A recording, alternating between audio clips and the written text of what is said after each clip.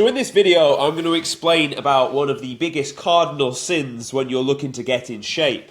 And that is taking time out of the gym. I know. Who'd have thought I'd have been on here 201 videos deep telling you to actually take time out of the gym. Now let me just give the disclaimer. If you have not been going to the gym consistently for a good 3 to 6 months, this video, my friend, is not for you. You want to ignore this video and continue moving on with your day. Because motherfuckers will hear this and be like, well, I've been going straight for 2 weeks, I'm a bit sore. Yeah, maybe I need some time out of the gym. You don't. Fuck me, you don't. You need to get in there, you need to push harder until you feel the state of burnout. But for some of you absolute gym rats that live inside the gym, like me, it actually is more tactful to take a week off.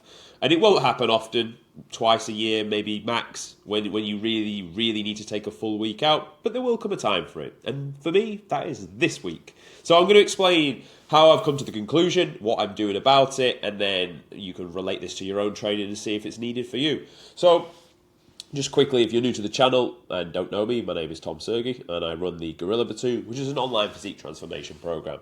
So with this, when is it time to take time off the gym, or why would we want to do this? Well, over the long period of time, the goal still remains the same. Let's not forget that. The goal is to secure as much tissue as possible, and to then, when we cut back down, to showcase that tissue. However, if you were to just run the whole way through the year with no time off, what tends to happen is your willpower may still stay up there. Your discipline, because you built those habits, will still stay up there. But your quality and performance will diminish, just because ultimately we do need that rest period. Now, even if I get 9 hours sleep every night, my recovery is pretty much on point, there still comes a point for me where actually it serves me to have some more time off. And on the micro, what this looks like is if you rush a rest period, you'll go into that next set, your intensity, your effort will still be there. Your intensity will not, because you just haven't recovered the muscle enough to achieve the same output and standard as you did before. So let's say you're running, for easy numbers, you've got 30 kilogram incline dumbbell press, you get 9 reps, you then have a rest, and where if you'd have rested your solid 2 to 3 minutes, you'd have got 9 reps again. But you didn't, you rushed it, you had 1 minute and 18 seconds, you went in it again, and you only got 7 reps. But the effort was still there. Your effort that you put in was still there, but your output was not the same. The same thing will go with your own training. Now, what are some signs that you can look for that it's time to bang this in? So, obviously, you've got the chronic overtraining, and you've got overreaching and overtraining. Overreaching is where, let me draw this out for you. Okay, so we have got, in fact, let's make this white line. The white line here denotes homeostasis. This is you chilling at home as you are listening to this video now. Then what we do is we go into the gym and we look to create stimulus. So you will initially create stimulus and your body will go through what's known as the alarm phase, because it's thinking, oh, what the fuck is going on here? I've got this excess resistance that's causing me distress. And there will be a change to your level of homeostasis. Now, the body will then resist that because it's clever, and you'll go into the resistance phase. But the body is also clever and doesn't like to be in this position, so it will compensate. It will super compensate for what you've just put it through, and it'll adapt to become stronger. You then allow it to recover, and it'll head back down to baseline. That is progression in the gym. That can be on a micro. This can also be on a cycle basis throughout your programming. Now, what can happen is if you go into the gym and you go through the alarm phase, you go through the resistance phase, you try to go back to the super compensation phase, but before that happens, you hit it again with another alarm phase and it goes down deeper. And then you repeat the process and again, and it goes down even deeper. And before you know it, you've just kept digging yourself in this crater of a hole. Look at it from a macro perspective.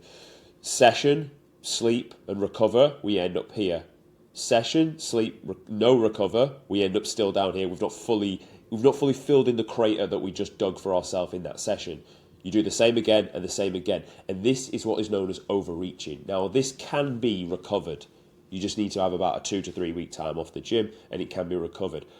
If you continue to push through this time and time again, you will end up in a chronic state of overtraining. And at that point, it is like you're going to have to take months off the gym to come back to it. Because what we actually want to see is we want to see the line of homeostasis come up and it go, excuse my fucking drawings, that was awful. You want to see it come down and then back up and then down and then back up, and it continues to go higher and higher. And this white line of homeostasis ends up here. That's the overarching goal. So we don't want to go into a state of overtraining, which can easily be done if you just ignore the signs of recovery. Now, the first thing that may go through your mind is, the question I ask you, are you motivated to train?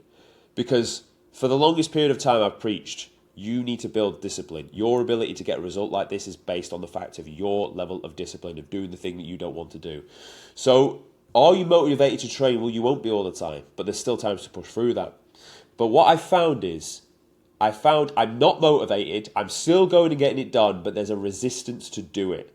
And this is not a 1 day thing, this would be a 7 day thing. I know for the last 7 days, I've got it done, no problem, still got it done. I've just about got through the session, but I'm not motivated to do it. I'm really not, and I fucking love the gym. So I know at that point, motivation has dwindled. Everything feels heavy, the drive is not really there. So am I motivated to train? No. So that's your first thing to look at. Now that I appreciate can be subjective. You could kind of make it objective by saying, well, 7 days in a row, I did not feel motivated to train. That gives you more data rather than just one bit of feeling you plucked out your air.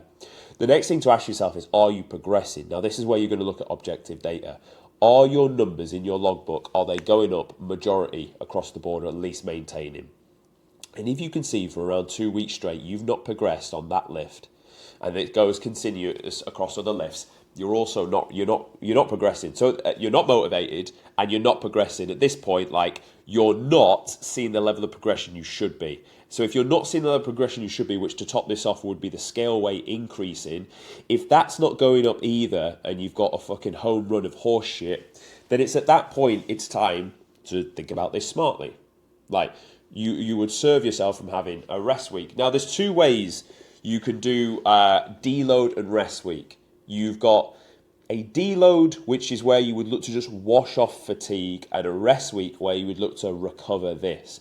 So a deload I do sometimes midway through transformations, just to wash off any fatigue they've accumulated, and you just drop a set per exercise. Doesn't matter if you do 2 sets or 3 sets, reduce the number by 1, keep intensity there, but drop volume. It'll wash off the fatigue. Now, I'm having a full-blown rest week. Well, I trained Tuesday, then committed to this, and my next session will be on Sunday, which is the last session of a normal week, and I'm just going to go and move around some load in arms and delts. Nothing too taxing. So that for me is a complete rest week, where I'd have had all the way from Tuesday to Sunday off, and my rest day is normally on a Monday anyway, so I'd have the Monday just gone before the Tuesday, and also the Monday after the little move around session as well. So next Tuesday we'll be back in properly. I could even have the Tuesday off because I didn't start it till this Wednesday. So that's what I would do. I'd have the full rest week. And to be honest, I have not missed the gym at all. It's Friday. I've not been since Tuesday. I do not give a shit. I felt really good for it. I've been having deep level sleeps. I'd sleep deep anyway, but the sleeps have been a little bit longer, like a 9.5 hours sleep, like coma level deep sleeps. And I found that the body just needed it, because there's only so long you can drive the needle forward without eventually just needing a little bit of foot off the brakes, foot off the gas and onto the brakes. Now, I'm not saying be a pussy bitch. I'm not telling you to take time out of the gym every fucking 6 weeks. I'm not telling you that at all. I'm just saying over the long run, once a year, and this is a once a year thing, your time will come for this, and I don't want you to feel bad for doing it. Don't think because I make a YouTube video every day and I talk about fitness and driving intensity that has to be done every day of the year, or you're still going to be a skinny weasel dick by the end. We're athletes at the end of the day, and we need to be smart about the way we approach it. There's times to push, and there's times to pull. And naturally, if you go on holiday for a week, you get that deload week in anyway if you don't do any training. I personally still train on holiday because it just makes me happy. So that is when I would look to take time out of the gym. Now, again, if you're a pussy bitch, if you haven't been training hard for the last 4-6 months, this advice isn't really needed for you, but there is times to take deloads. Now, if you have been training hard and you found these 3 to be relevant, then just bang that training week in and look how excited you are when you get back, and look how much numbers are going to progress up. Because at the minute, you may feel like my MacBook, which is fucking about to go to sleep. So on that note, I hope you found this video useful. If you did, subscribe to the channel, and I'll see you tomorrow.